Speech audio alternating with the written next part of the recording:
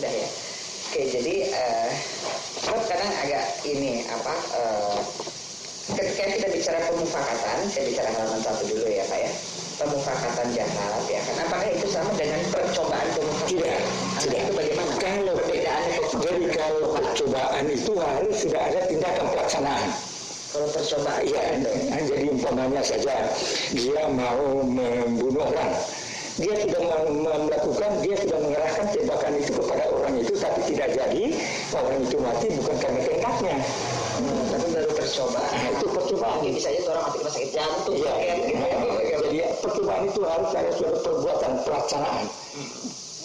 Oke. Nah, kalau pemufakatan hanya sampai kepada suatu persekongkolan, suatu jadi bermufakat untuk melakukan sesuatu dengan disepakatinya, dengan menunjukkan apa saja yang disepakati dan sudah merupakan suatu kesepakatan bulat, maka selesailah semua, itulah permufakatan. Jadi sebenarnya tidak perlu ada tindakan. Oke, tingkatannya lebih tinggi dari pemufakatan atau percobaan, Pak?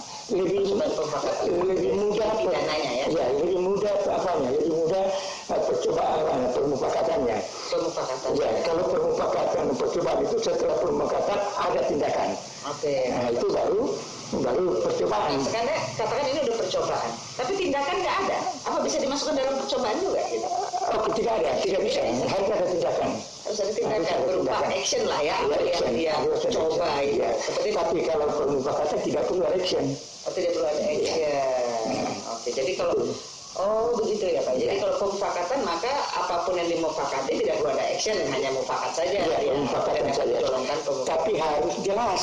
Oh, jelasnya seperti apa Pak? Jelas itu apa yang mau dilakukan. Tidak hanya bermufakat umpamanya minta saham begitu. Apa itu sudah permufakatan jahat, tidak. Iya, karena tidak harus ada perbuatan untuk melakukan tindak pidana. Oh, harus ada kesepakatan bersama. Kesepakatan itu apakah bisa hanya 2 orang, 3 orang, atau harus semua yang hadir? Ya, semua yang hadir itu harus bersepakat. Yang tidak mau ikut berangkat keluar. Oh, jadi kalau misalnya nih katakan nih, mohon maaf ya, misalnya saya sama teman saya aja mufakat gitu ya, yang pihak di depan saya atau 2 orang di depan saya lagi belum bermufakat, itu belum dapat dikatakan pemufakat. Iya. Enggak, ini sudah bermufakat, yang ini enggak. Jadi ada 3 orang, 2 orang sudah bersetuju, tapi yang 1 tidak, maka yang 2 ini bisa dikatakan sebagai bermufakat. Karena mufakatan yang lebih dari 1 orang. Lebih dari minimum 2. Ya, minimum 2. Jadi udah dapat dikatakan pemufakatan. Apakah itu walaupun hanya berbicara seperti itu aja udah bisa dikatakan pemufakatan gitu? Iya, berbicara tapi harus ada jelas. Jelasnya apa? Harus ada jelas untuk apa yang disepakati. Dan yang disepakati harus tindak pidana. Begitu. Ya, untuk bisa dikatakan itu tindak pidana. Bersepakat tapi tidak untuk melakukan satu tindak pidana, ya bukan tindak pidana. Seperti apa itu Pak bersepakat untuk melakukan satu tindak pidana? Ya, dalam hal hal yang ada saat ini ya, rekaman ini gitu loh. Bagaimana? Jadi bersepakat umpamanya ada 2-3 orang atau 2 orang sajalah, karena minimal bersepakat untuk memperoleh keuntungan. Bagaimana cara memperoleh keuntungan itu dalam bentuk apa? Bentuk saham umpamanya. Nah, bagaimana memperoleh saham itu harus disepakati. Kalau dia tidak, maka harus dipaksa. Bagaimana bentuk pemaksaan itu? Karena ini kan pasal 12 umpamanya. Itu unsurnya harus ada pemaksaan. Pemaksaan dari siapa Pak? Pemaksaan dari yang bermufakat itu. Jadi untuk memperoleh keuntungan. Kalau dia untuk memperoleh keuntungan hanya bisa dia peroleh dengan cara memaksa orang untuk memberikan. Oh gitu, jadi harus ada pemaksaan. Tapi 2 orang ini kan berteman, dia nggak maksa-maksa. Iya, tidak ada pemaksaan. Saya ini berteman, dia ngapain maksa-maksa? Iya, berarti tidak ada pasal 12 Pemufakatannya nggak ada. Pemufakatannya ada, tapi tindak pidananya tidak ada. Jadi hanya mufakat cakap-cakap. Iya, bermufakat saja saya katakan bukan tindak pidana. Baru ada tindak pidana. Kalau pemufakatan itu maksudnya, tujuannya untuk melakukan suatu tindak pidana, dalam hal ini untuk menguntungkan diri sendiri dengan cara memaksa orang agar supaya memberikan saham. Nah, itu baru pasal 12. Nah, dalam hal kejadian rekaman tersebut di antara 2 pihak itu, ya kan, yang katanya bermufakat itu kan tidak ada memaksa ya? Tidak ada, berarti tidak ada pasal 12 Dari hasil rekaman tidak ada memaksa dia. Iya, karena ini ada saya katakan ini. Betul. Jadi ini ya, Pak ya. coba saya katakan dulu permufakatan di halaman 1. Baik. Permufakatan itu unsurnya harus dilakukan oleh minimal 2 orang. Benar. 2 orang atau lebih. Yang kedua, harus dilakukan dengan sengaja. Jadi ada maksud, ada kehendak untuk apa kesepakatan itu. Ada kehendak, ada niat. Kehendak dari semua pihak atau hanya boleh dari 2 orang? Iya, yang bersepakat itu. Harus ada apa maksud permufakatan itu. Nah, jadi harus sengaja, harus ada niat yang jelas. Yang ketiga, untuk melakukan kejahatan. Jadi bersepakat itu sengaja untuk melakukan suatu kejahatan, tindak pidana, kejahatan. Nah, kemudian tindak pidana apa? Harus jelas. Permufakatan itu sudah selesai, permufakatannya saja sudah selesai ya setelah kesepakatan diperoleh. Berarti sudah ada kesepakatan diperoleh apa yang mau dilakukan, apa yang mau tidak pidana apa yang mau dilakukan. Nah itu berarti begitu itu kesepakatan sudah selesai, maka permufakatan kesepakatan itu sudah selesai. Tindakan pasal 88 saja itu dari pasal 15 sudah selesai. Cuma sekali lagi, dengan pasal 15 bermufakat saja sudah selesai, tidak berarti sudah terjadi tindak pidana. Harus ada diikuti dengan tindak pidana lain. Jadi bisa misalnya sekarang saya bermufakat, ayo kita bagi-bagi saham sekian persen, sampai situ saja misalnya. Itu bukan tindak pidana. Nah yang namanya tindak pidana bagi saham tidak ada ketentuan dalam undang-undang barang siapa yang bermufakat bagi-bagi saham itu yang tidak ada. Baru ada tindak pidana kalau memenuhi halaman 2.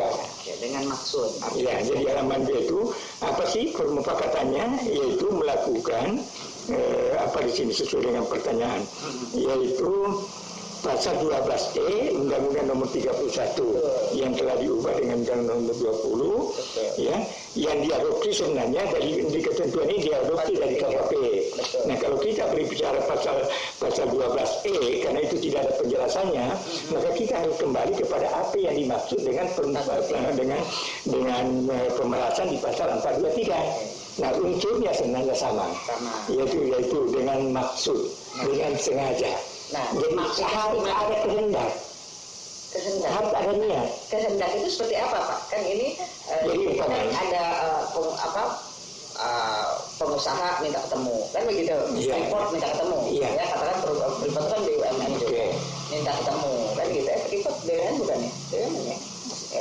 Nah, pokoknya satu perusahaan, kita katakan perusahaan mau bertemu dengan pejabat tinggi di parlemen, pejabat negara, mau bertemu. Nah, pejabat negara ini tentunya ya karena dia mau bertemu harus membuka akses ya, nggak boleh tidak, kan begitu. Nah, apakah itu termasuk dalam arti kata unsur sengaja? Ada. Jadi sengaja itu memang ada kemauan sendiri. Ada kemauan sendiri untuk bertemu. Ya itu sengaja. Kemudian jadi arti sengaja itu sebagai tujuan. B, untuk menguntungkan diri sendiri. Apa bentuk kesengajaan ini? Sengaja untuk menguntungkan diri sendiri atau orang lain. Jadi bisa saja sengaja untuk menguntungkan dirinya sendiri. Dari ambil kita contoh asumsi tadi, berarti Pak Pak Novanto tadi ini bermaksud untuk memperoleh saham, karena yang saya baca saya nggak tahu, katanya Bapak minta saham. Katanya begitu. Ya, apakah itu bentuk kesengajaan itu memang maksudnya itu datang untuk minta saham, ya kan? Nah, itu kalau tujuannya itu menguntungkan diri sendiri, artinya tujuannya untuk apa? Untuk bisa mendapatkan saham. Sebenarnya kalau dimaksud menguntungkan diri sendiri tidak harus dalam bentuk barang. Tidak perlu dalam bentuk uang. Dengan bentuk fasilitas pun itu sudah dapat dianggap menjadi minta fasilitas. Itu pun sudah termasuk pengertian menguntungkan diri sendiri atau orang lain. Jadi di sini tidak umpamanya menguntungkan dirinya Pak Novanto, tapi dia menguntungkan presiden, dia menguntungkan wakil presiden, atau dia menguntungkan Sirisa. Tindakannya belum ada ya? Tindakannya belum ada. Tidak ada. Ini tindakan. Memang tidak perlu ada tindakan. Karena ini permufakatan. Tapi bermufakat untuk minta saham untuk bagian kepada presiden atau kepada wakil presiden atau untuk dirinya sendiri. Karena di sini dikatakan menguntungkan diri sendiri atau orang orang lain. Betul. Nah kalau itu ada, karena itu umpamanya ada. Kalau ya kita berasumsi itu ada. Nah kita pindah ke unsur yang ketiga, secara melawan hukum atau menyalahgunakan kewenangan. Nah, apa sekarang yang dimaksud dengan melawan hukum? Apa juga yang dimaksud dengan menyalahgunakan kewenangan di dalam pasal ini? Dalam pasal ini. Nah di situ saya ambilkan di sini sedikit. Yang dimaksud dengan melawan hukum itu dapat berarti bertentangan dengan hukum atau bertentangan dengan hak orang lain atau hukum subjek seseorang atau tanpa hak atau tidak berwenang. Itu semua termasuk pengertian melawan hukum.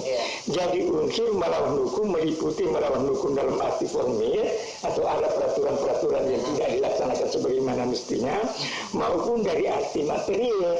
Arti material itu melawan hukum berarti dapat pula mencakup perbuatan-perbuatan tercela atau ya di sini perbuatan tercela yang menurut perasaan keadilan masyarakat harus dituntut. Nah, inilah sekarang apakah ada perbuatan tercela? Sebenarnya umpamanya saja ada putusan Mahkamah Konstitusi MKD tadi Majelis Kehormatan DPR yang mengatakan bahwa Pak Novanto melakukan tindakan melanggar etik. Maka itu tidak termasuk melawan hukum. Tapi ini kan tidak ada. Tapi jadi karena tidak ada keputusan, itu berarti belum ada keputusan dari MKD bahwa Pak Novanto itu melawan hukum. Tapi tidak harus dibuktikan dari MKD saja. Dari pernyataan, dari pendapat dari semua hakim majelis anggota tadi itu sudah mengatakan itu tidak patut, tidak pantas. Maka itu sudah bisa dikatakan bahwa Pak Novanto dalam hal ini melawan hukum, pergi bertemu dan melakukan permufakatan dan sebagainya, itu sudah dianggap melawan hukum. Oke lah, itu terbukti. Ya, saya harus apa nanya, itu terbukti. Nah, oleh sebab itu, mari kita lihat lagi untuk selanjutnya. Memaksa seseorang. Nah, siapa yang dipaksa di sini? Kalau tidak ada orang dipaksa, tidak ada. Jadi kalau ada pemberian saham tapi itu sukarela mau sama mau ya tidak ada dalam pasal 12. Seperti apa Pak? Kan ini baru buku. Ya, memaksa itu apa? Nah sekarang saya berikan pengertian. Apa yang dimaksud dengan memaksa? Nah di sini dikatakan jadi menurut jurisprudensi loh, bukan menurut saya. MKD. Memaksa, menyuruh atau minta seseorang melakukan sesuatu yang orang tersebut tidak suka melakukan. Itu sudah memaksa. Berikan saya saham, bahkan nggak mau berikan, nah itu sudah memaksa. Haruskah dalam bentuk fisik atau hanya bisa berbicara? Memaksa itu tidak harus dalam bentuk fisik. Ya, harus benturan fisik ya. Jadi menyuruh orang-orang tidak suka tapi disuruh juga, nah itu sudah memaksa. Jadi kalau itu orang tidak suka, jadilah memaksa. Itu sudah termasuk unsur pemaksaan. Jadi umpamanya saja Pak Novanto atau Pak Risa ini minta saham kepada Pak siapa ini? Pak Maruf. Tapi Pak Maruf tidak mau. Maka ada unsur pemaksaan. Pemaksaan ini termasuk pemaksaan sebenarnya itu menyalahgunakan kewenangan tadi. Dia sebagai anggota ketua DPR pergi menyalahgunakan kewenangannya. Memang itu sudah termasuk pengertian memaksa, tapi Pak Novanto kan datang bukan atas nama ketua DPR, dia atas nama pribadi. Makanya nggak mau di DPR.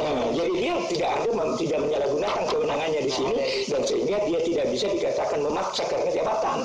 Iya, karena dia pribadi di sini. Nah, oleh sebab itu baru termasuk unsur pemaksaan menurut hemat saya apabila pemaksaan itu dengan cara ucapan atau dengan cara ancaman. Iya betul. Kalau tidak ada, maka nggak bisa melanjutkan reportnya. Kalau nggak kasih, misalnya. Jadi memaksa, menyuruh orang melakukan yang orang itu tidak mau. Tapi dalam rekamannya nggak ada memaksa ya. Itu tidak ada mengancam. Pak, kalau Bapak tidak berikan, maka tidak begini. Itu tidak ada unsur pemaksaan. Kalau itu tidak ada unsur pemaksaan, tidak ada apa-apa. Bapak sudah, kalau Bapak tidak kasihkan, saya akan begini. Itu ada konsekuensinya. Kalau Bapak tidak begini, maka saya begini. Ada ancaman pemaksaan. Tidak harus ancaman sebenarnya. Membuat orang itu tidak enak. Membuat orang tidak senang. Nah itu saja sudah termasuk memaksa. Jadi tidak harus ancaman, tidak harus fisik. Nah sekarang kalau seperti ini, tapi tiba-tiba orang itu berubah, bilang, saya nggak senang dia ngomong gitu. Tapi ketika pada saat bertemu nggak seperti itu, gimana itu Pak?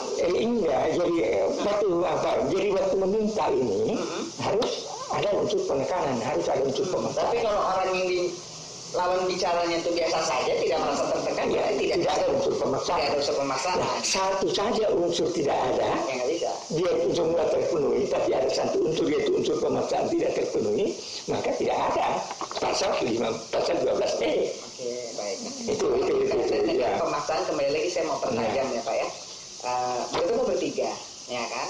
Nah, pihak Freeport pada saat pertemuan itu kalau dilihat rekaman dari hasil di media, tampaknya kan tidak ada tertekan tampaknya ya. Iya. Jadi bukan dalam isu ya. Pada waktu perekaman itu, apakah ada unsur pemaksaan di dalamnya? Kalau itu tidak ada, berarti tidak ada pasal 12 ya. Jadi apakah ada perbuatan yang tidak Iya, kepada Ma'ruf itu dia tidak senang.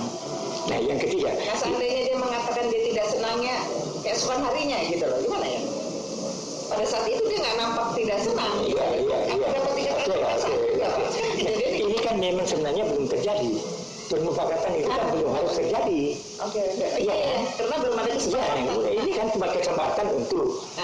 Tetapi baru ada kesepakatan itu terjadi kalau memang di dalamnya ada unsur memaksa. Iya. Meskipun paksaan itu belum ada memang karena baru kesepakatan. Iya, jadi tidak perlu ada kesepakatan. Cuma yang unsur memberikan sesuatu, memberikan itu kan ada saham, ya kan? Maksudnya saham ya Pak? Iya, tapi apa? Siapa yang berhak untuk memberikan sekarang? Kan Freeport yang berhak memberikan. Apakah Ma'ruf berhak untuk memberikan? Enggak. Dia direktur Indonesia dari Indonesia. Dia bukan apakah seorang direktur berhak untuk menentukan kebijakan dalam Freeport? Nah ini maksudnya apa Pak? Unsur untuk memberikan itu siapa yang harus memberi? Iya, jadi belum sepakat ya. Iya, jadi ada kewenangannya. Ada kewenangan orang memberi saham tersebut. Iya. Kepada SN atau kepada MR ini gitu ya. Kalau yang harus memberikan itu rapat umum pegang saham umpamanya. Sedangkan seorang direktur utama saja tidak mempunyai kewenangan, ya tidak ada. Kecuali dalam rules ya. Misalnya itu ketemu dalam rules resmi. Jadi memberikan itu siapa yang berwenang untuk memberi? Seorang direktur nggak bisa. Tidak bisa. Kalau ini kan perusahaan. PT perusahaan. Ada anggaran dasarnya.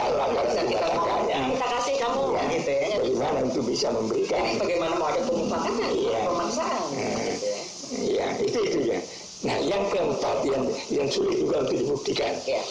Karena di pasal 12E itu disebutkan di situ yang boleh dikenakan pasal 12E adalah pegawai negeri yang berupa atau pegawai negeri atau penyelenggara negara. Maksudnya apa, Pak?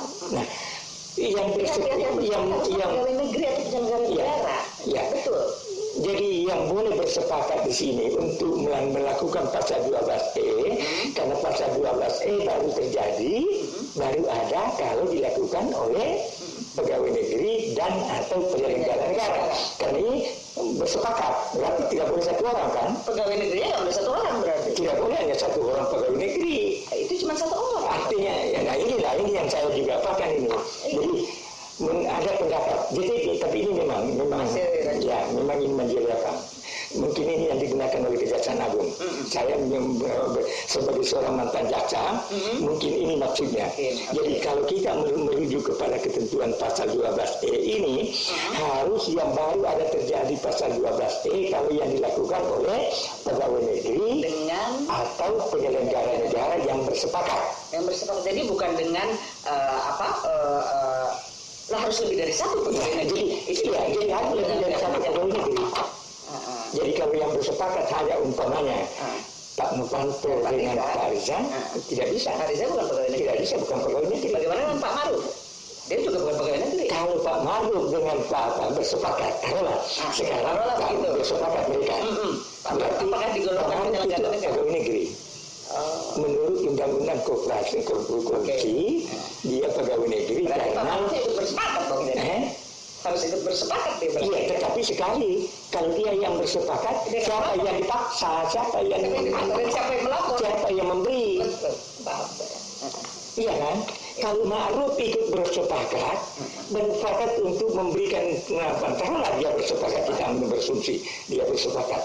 Tapi di sini kan bersepakat tadi itu bersepakat itu memaksa. Siapa yang dipaksa oleh Ma'ruf untuk memberi, padahal dia merasa dirinya yang dipaksa. Iya kan dia yang melapor. Iya yang melapor. Jadi siapa yang memaksa? Siapa yang memaksa, siapa dipaksa?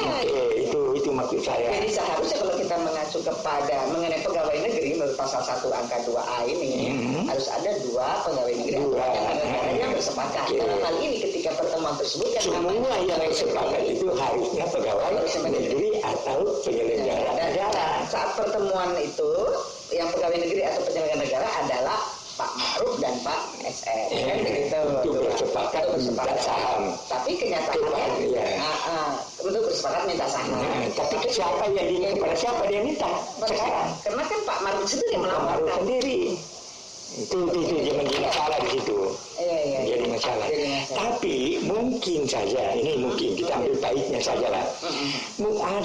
Ada pendapat yang mengatakan Pak jadi Pak Reza dengan Pak Novanto. Iya, betul. Pak Reza Novanto kan bukan cuma satu penyelenggara negara. Cuma Pak Reza saja. Pak Reza yang bukan Pak Reza ya Pak Reza kan bukan penyelenggara. Tetapi mungkin dijadikan oleh alasan ada pendapat yang mengatakan Reza itu hanya turut serta. Jadi turut serta itu, maka menurut ada pendapat yang mengatakan meskipun tidak seluruhnya pegawai negeri yang tidak pegawai dianggap turut serta terhadap bersama-sama dengan pegawai negeri. Nah, pegawai negeri tetap kan adalah Pak Novanto dan Pak Ma'ruf. Tapi kan Pak Ma'ruf melapor. Iya, kan itu yang menjadi masalah. Sekarang Pak Ma'ruf kita kelihatan. Yang diminta ini adalah Pak Ma'ruf. Pak Ma'ruf, iya kan? Jadi Pak Ma'ruf yang dimintakan, yang meminta adalah Pak Novanto dengan Pak Reza. Pak Reza bukan pegawai negeri. Betul. Ya, tapi Pak Reza bisa dianggap sebagai turut serta bersama dengan pegawai negeri. Itu pemikiran lainnya Pemikiran lain. Jadi meskipun pasal 12E tidak seluruhnya pegawai negeri, tapi karena dia dalamnya sudah ada pegawai negeri atau penyelenggara negara, maka peserta lainnya itu adalah turut serta. Turut serta itu artinya tidak seluruh yang turut serta melakukan semua unsur delik. Tidak harus semua yang turut serta ini melakukan semua unsur delik. Jadi hanya melakukan sebagian. Ada pendapat itu. Nah, kalau itu yang digunakan oleh Kejaksaan Agung, mungkin itu kalau dia memaksakan untuk mengatakan bahwa ada persekongkolan, ada permufakatan. Jadi permufakatan. Tapi kalau menurut hemat saya tidak bisa dikatakan turut serta di sini karena yang harus unsurnya subjeknya pasal 12E harus pegawai negeri atau penyelenggara negara. Tidak boleh ada yang kalau bukan pegawai negeri tidak bisa. Tidak bisa. Harus lebih dari satu pegawai negeri. Dan satu kan begitu. Dan karena yang bersepakat itu harus pegawai negeri untuk melakukan ini. Kalau sama swasta kan tidak bisa.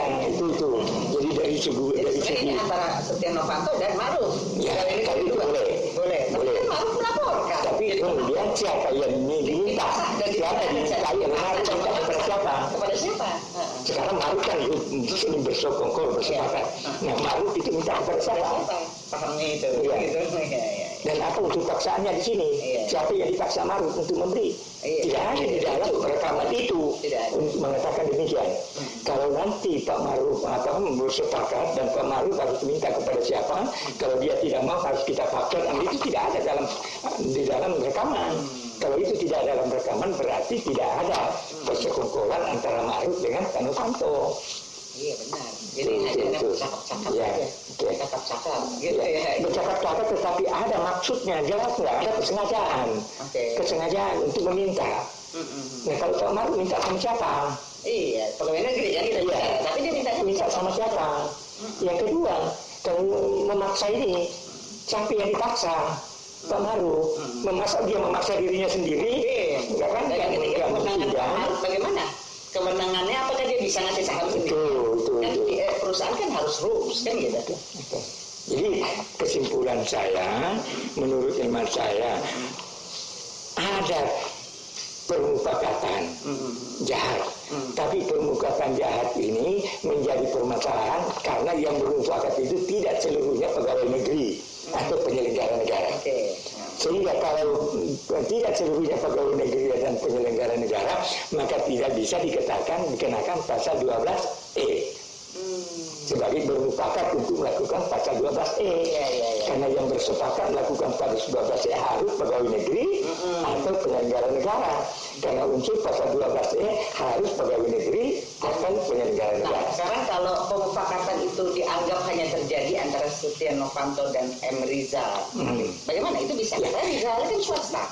Kalau itu makanya, kalau menurut yang konstruksi kita tadi tidak jadi pemufakatan. Ada pemufakatan, tapi itu tidak bisa diterapkan di pasal 12E.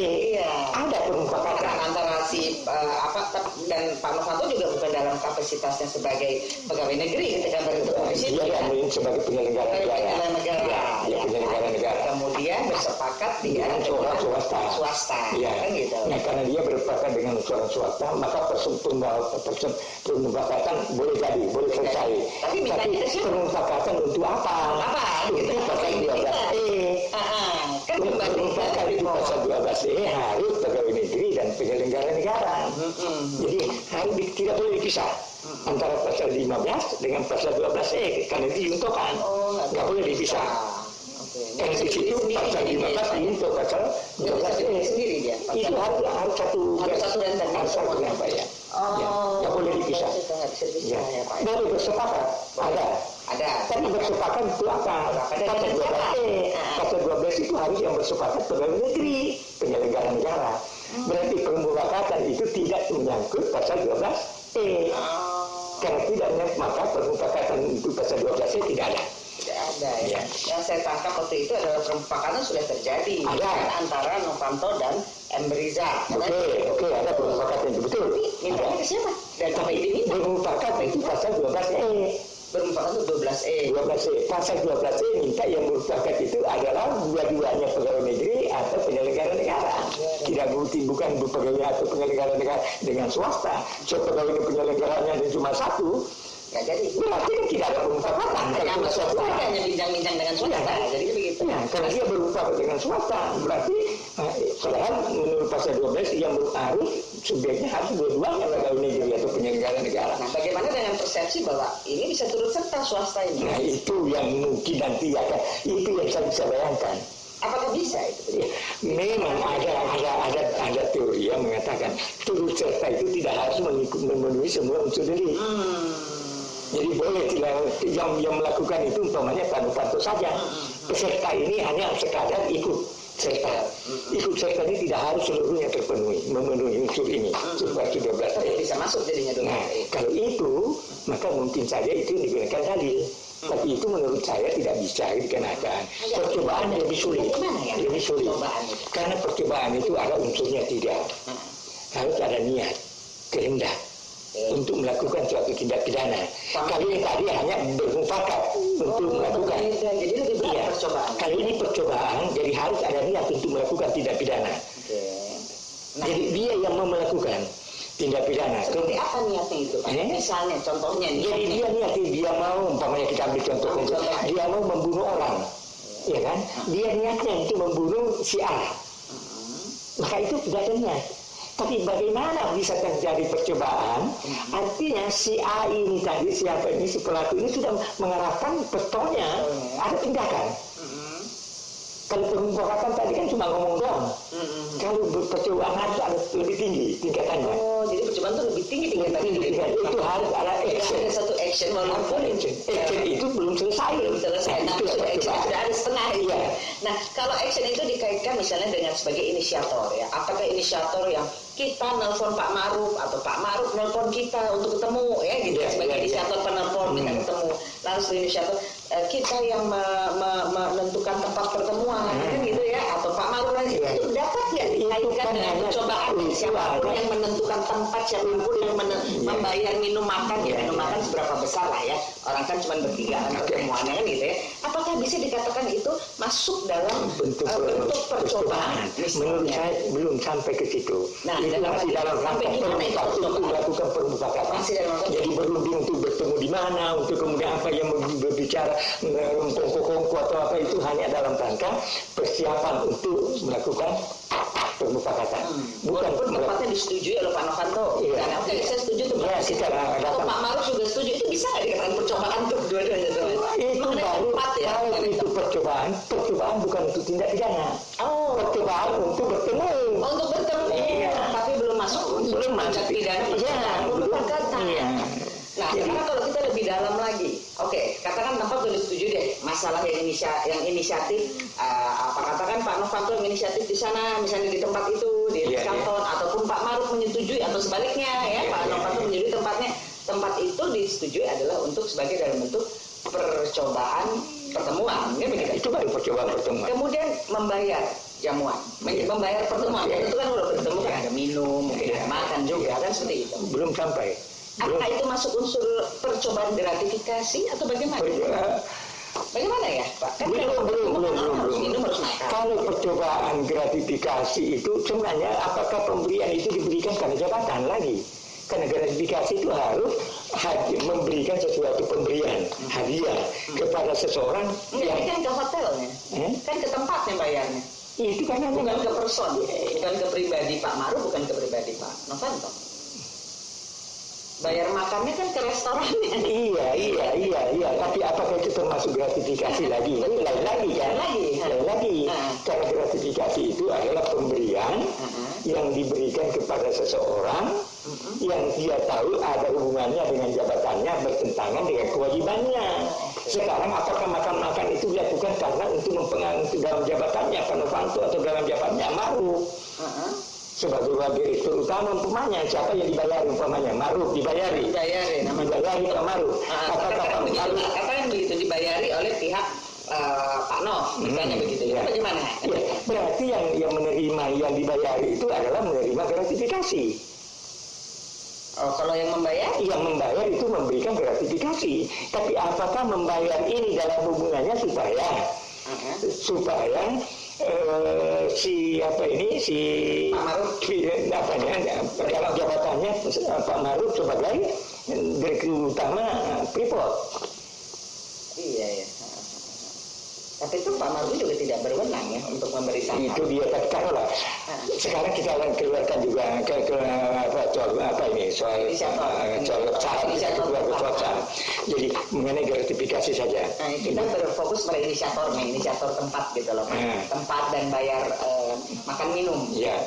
Itu bagaimana? Itu paling bisa Ibu tadi mengatakan itu bisa diapakan sebagai gratifikasi. Atau inisiator ya, sebagai percobaan pemufakatan. Karena kan menginisiator, membayar tempat gitu.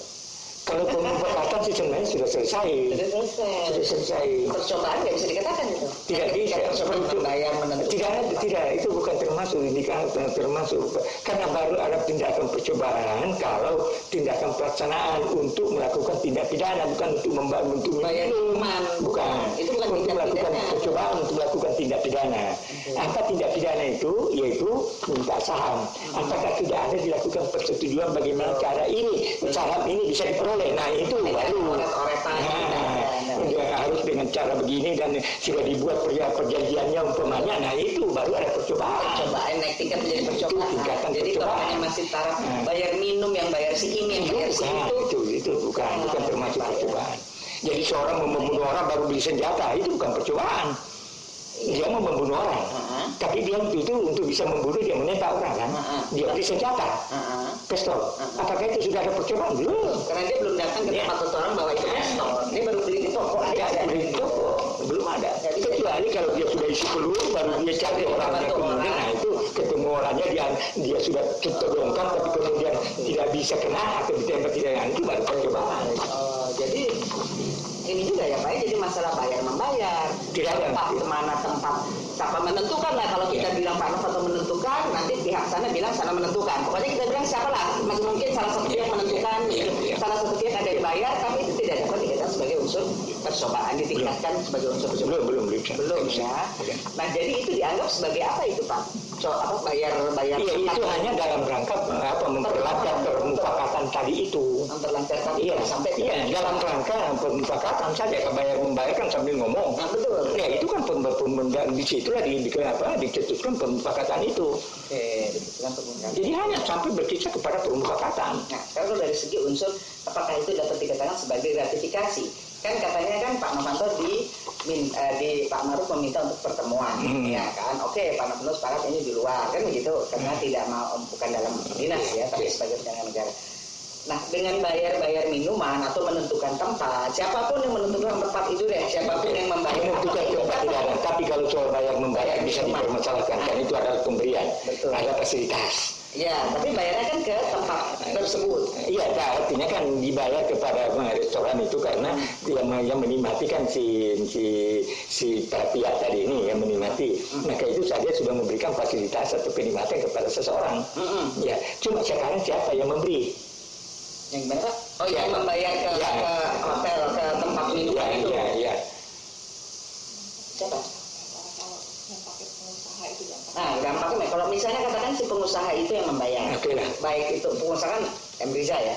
Saya mau tahu kalau M. Riza yang membayar ataupun kalaupun Pak Maruf yang membayar, dampaknya bagaimana? Kalau kan salah satu lah gitu ya. Yang harus diapakan di sini, umpamanya yang membayar Pak Maruf, yang membayar si Riza. Mereka kan begitu. Riza. Tapi yang menikmati Pak Novanto ya tidak ada yang apa-apa. Tapi kalau yang menikmati Pak Maruf, maka Pak Maruf bisa saja dikatakan dia menerima fasilitas. Jadi Pak Maruf sebagai pegawai negeri. Sebagai pegawai negeri. Ya, karena pegawai negeri karena Pak Maruf dapat digolongkan sebagai pegawai negeri menurut pasal 1 angka 2. Tapi Pak Novanto tidak bisa.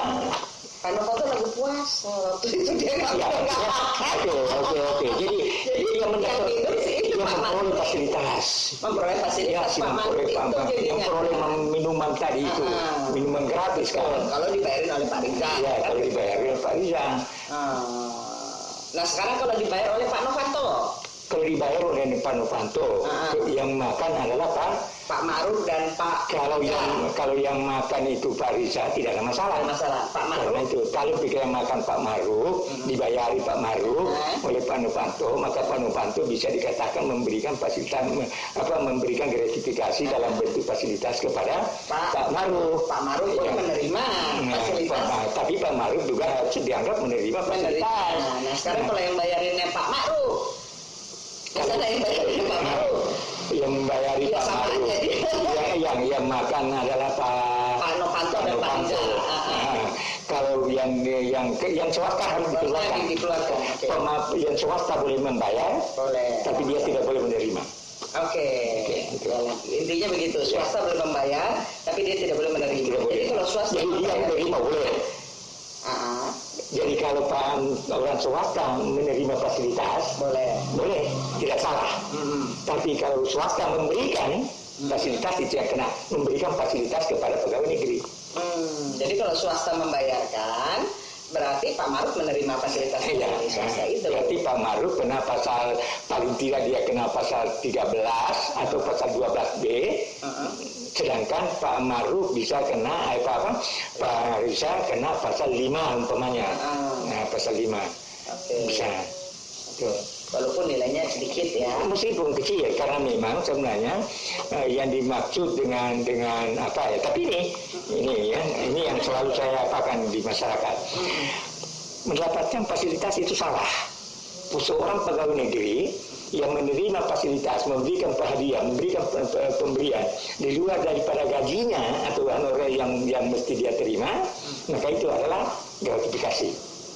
Jadi pemberian yang diterima di luar daripada penghasilan yang sah itu adalah gratifikasi.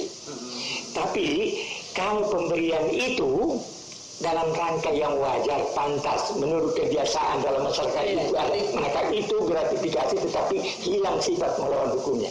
Oh, karena ya kan orang bertemu, masa nggak boleh minum? Iya, itulah. Kasih order kue-kue, ini. Sama saja, kita pergi ke hadiah perkawinan, kan memberikan uang 100-200 ribu, itu kan pemberian juga, tapi itu kan sudah merupakan kebiasaan di dalam masyarakat, sehingga kalau dia tidak memberi, malah itu dianggap tidak sopan.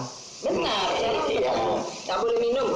Sama dengan tadi minum-minum, memberi fasilitas ya salah, oke lah. Tapi kalau saya itu, justru kalau saya tidak membayar atau tidak saya melayani tamu saya, maka saya dianggap melawan hukum karena saya yang tidak patuh melakukan hal yang tidak patuh. Ibu datang sebagai tamu saya. Betul. Kemudian saya tidak memberi minuman, maka itu saya sebenarnya tidak patuh. Apalagi itu di tempat ya, ada tempat minuman ya. Iya, kan? Tidak patuh. Iya. Jadi kalaupun saya memberi, ibu pegawai negeri penyelenggara negara, sebenarnya ibu tidak boleh minum, tidak boleh makan. Tapi justru itu kalau ibu tidak makan yang saya suguhkan, maka saya menyinggung perasaan saya, Bang. Ataupun kita nggak suguhkan, ya menyinggung juga. Iya, makanya itu dalam hal ini, meskipun itu pemberian, tapi pemberian yang dibenarkan hukum. Berbeda dengan kalau ngasih uang pribadi. Nah, itu lain holnya. Lain kan bayarnya kan ke hotel, maksudnya ke restoran di tempat hotel. Kalau menurut saya itu yang tidak baik. Iya, karena bagian daripada tata krama. Bagian daripada kepatutan. Kepatutan. Bagian dari kepatutan. Baik. Cukup jelas ya Bapak. Itu semuanya ya menjelaskan. Iya, saya kira itu. Jadi apa sebenarnya ini masih mentah semua sebenarnya. Yang terjadi sekitar bulan 8 ya, Jakarta dapat dikategorikan sebagai tindak pidana permufakatan jahat. Tidak bisa. Permufakatan saja bukan merupakan tindak pidana. Iya, harus ada unsur harus ada diikuti dengan tindak pidana apa yang disepakati. Yang tadi sudah dijelaskan sama Bapak. Iya, sudah saya jelaskan tadi itu kan. Jadi apakah jadi ini yang kedua, apakah barang bukti ini yang kedua lagi, apakah barang bukti berupa rekaman telepon seluler tersebut dapat dijadikan sebagai bukti permulaan yang sah terkait penerapan pasal-pasal saya katakan tadi, karena kalau diperoleh secara tidak sah karena melanggar hak asasi manusia, maka bukti rekaman menjadi tidak sah. Jadi akhirnya mungkin penyelidikan dilakukan untuk sepanjang memang ada pengakuan jadi diabaikan.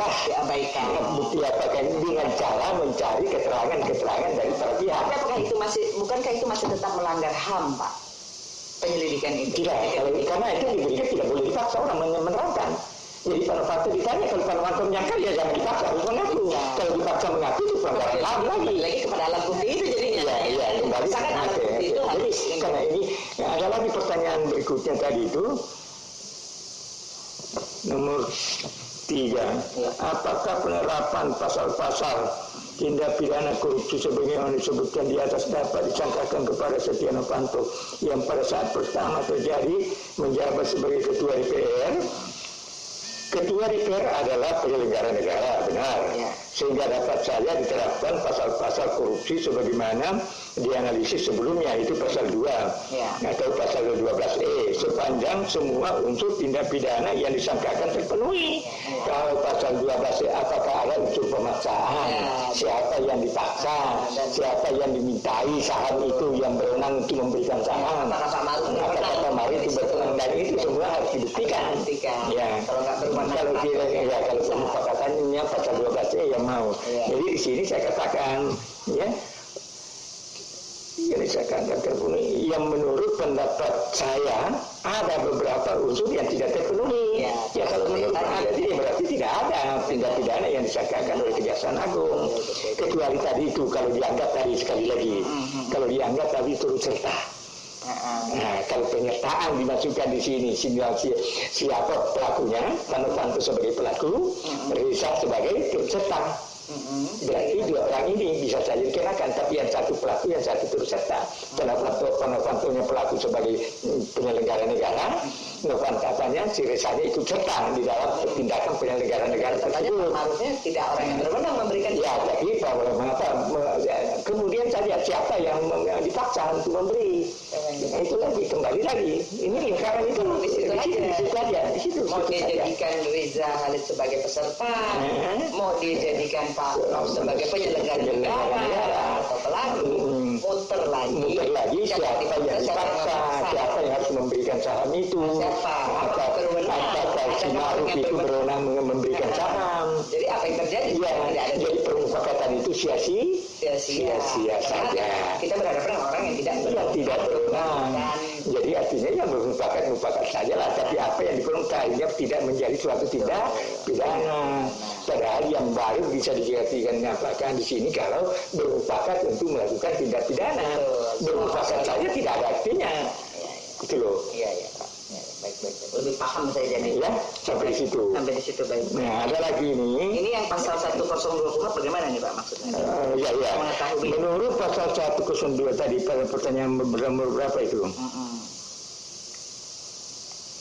Ada saya jawab itu ya. Jadi menurut pasal 102 kuhap, penyidik yang mengetahui menerima laporan atau pengaduan tentang terjadi suatu peristiwa yang patut diduga merupakan suatu tindak pidana, wajib segera melakukan tindakan penyelidikan yang diperlukan. Sekarang Kejaksaan Agung Gedung Bulat Jampisus menerima laporan dari Maruf bahwa ada dugaan terjadi tindak pidana, maka kejaksaan wajib untuk menindaklanjuti laporan itu menurut pasal 102 KUHP. Nah, kemudian kalau itu pun tingkatkan di penyidikan, artinya maka itu juga sama, karena di pasal 106 KUHP juga menyatakan penyidik yang mengetahui menerima laporan atau pengaduan tentang terjadinya suatu tindak pidana yang patut diduga merupakan suatu tindak pidana, wajib segera melakukan penyidikan. Jadi kalau itu di penyelidikan, laporan itu masuk ke penyelidikan wajib menindaklanjuti. Tapi kalau laporan itu langsung ke penyidikan, maka penyidik langsung wajib juga menindaklanjuti. Nah, menurut pasal 5 Undang-Undang nomor 3 tahun 71 korupsi yang lama, ya, sebelum Undang-Undang nomor 31, penyidik tindak pidana korupsi wajib dengan inisiatif sendiri melakukan tindakan yang dianggap perlu untuk penyidikan segera setelah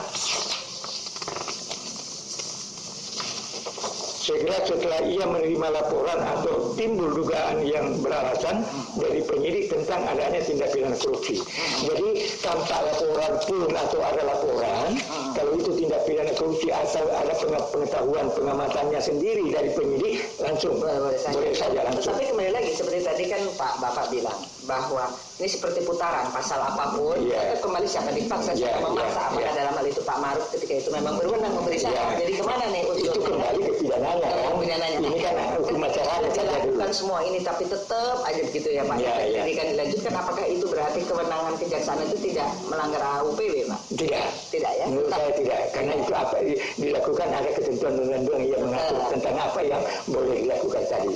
Jadi intinya apakah itu dengan melakukan penyelidikan saja, kemudian berdasarkan laporan dari Maruf, kemudian ditindaklanjuti laporan itu dengan melakukan penyelidikan, itu melanggar asas-asas pemerintahan yang baik, menurut saya tidak.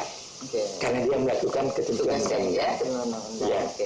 Nah, bagaimana dengan saksi Pak yang dipanggil-panggil terus gitu itu bagaimana? Kan dalam hal tahap penyelidikan. Jadi dalam tahap penyelidikan tidak ada upaya paksa. Oleh sebab itu, kalaupun orang itu dipanggil, ya terserah orang itu mau datang atau tidak. Tapi kalau orang itu tidak mau datang, tidak ada sanksinya. Ada sanksinya, nggak ditulis juga dalam surat panggilannya. Karena surat panggilan itu hanya saya anggap sebagai undangan. Surat panggilan dalam penyelidikan, menurut pendapat saya, itu nilainya adalah undangan. Orang yang diundang boleh datang, boleh tidak. Kalau dia berkenan silakan datang. Kalau dia tidak mau, tidak ada paksaan. Dipanggil berapa kali pun orang tidak mau datang, ya tidak ada sanksi. Tidak bisa misalnya dimasukkan menjadi ada upaya penahanan. Enggak ada. Jemput paksa. Enggak ada. Kan tidak ada upaya paksa. Nggak bisa ada upaya jemput paksa ya Pak ya. Ditahan atau kalaupun dia sudah di penyidikan. Ini kalau di penyidikan. Di penyidikan dipanggil sudah 2 kali dipanggil juga tidak boleh langsung ditahan. Kalau dia sudah jadi tersangka umpamanya kan? Kalau dia masih saksi, tidak ada, saksi tidak bisa ditahan kan?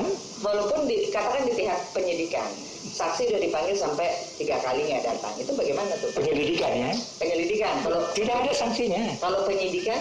Kalau penyidikan sebagai saksi, kalau dia tidak boleh dibawa. Dijemput. Hanya dijemput tuh, bukan ditangkap. Karena yang ditangkap hanya tersangka.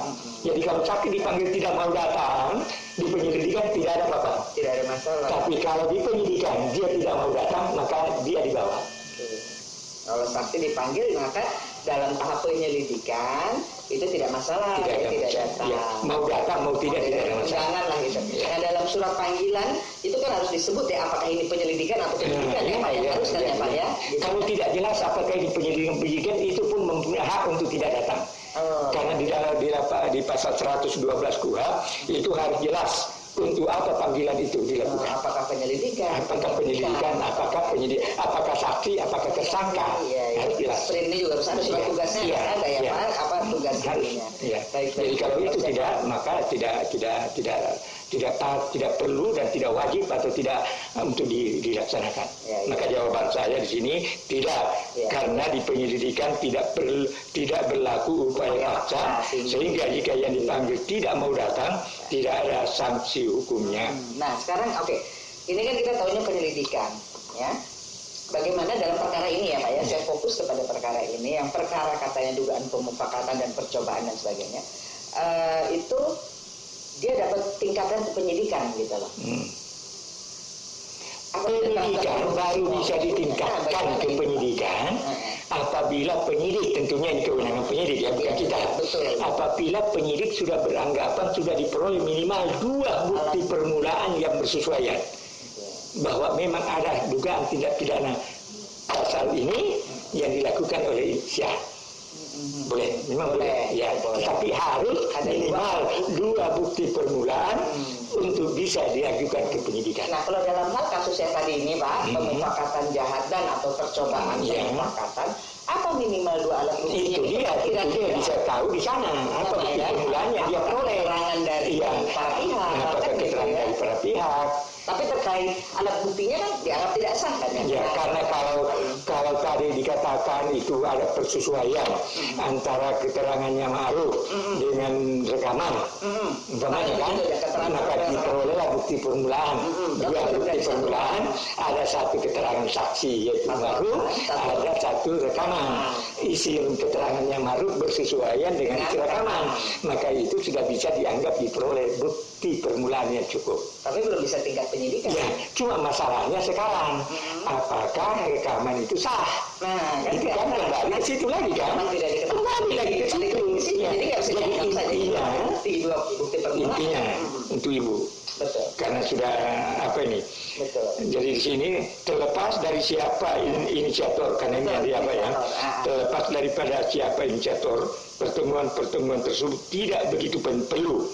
Yang penting adalah apakah unsur pasal 88 pemufakatan itu sudah terpenuhi atau tidak? Di KUHP pemufakatan lah. Iya, pemufakatan itu pengertian pemufakatan ada di KUHP. Betul. Ya kan? Dan pemufakatan itu untuk melakukan apa?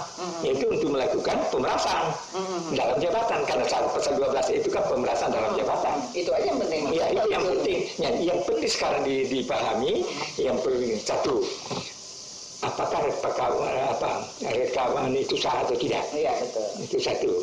Yang kedua, apakah pasal yang disangka, yang diyuntokan, yang dihubungkan dengan pasal 15 tadi, yaitu pasal 88 itu pemufakatan itu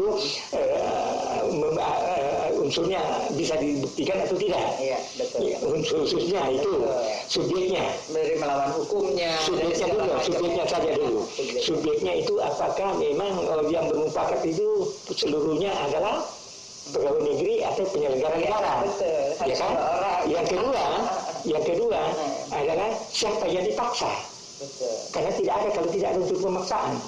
Yang ketiga, siapa yang berwenang memberikan saham? Ketika itu ya, ketika pertemuan itu yang harus dipertahankan. Kalau itu bisa mereka buktikan, Pak Novanto bisa kena. Nah, sekarang seorang Pak Ma'ruf di Freeport, ketika dia sendiri di situ, bisa tidak dia memberikan saham?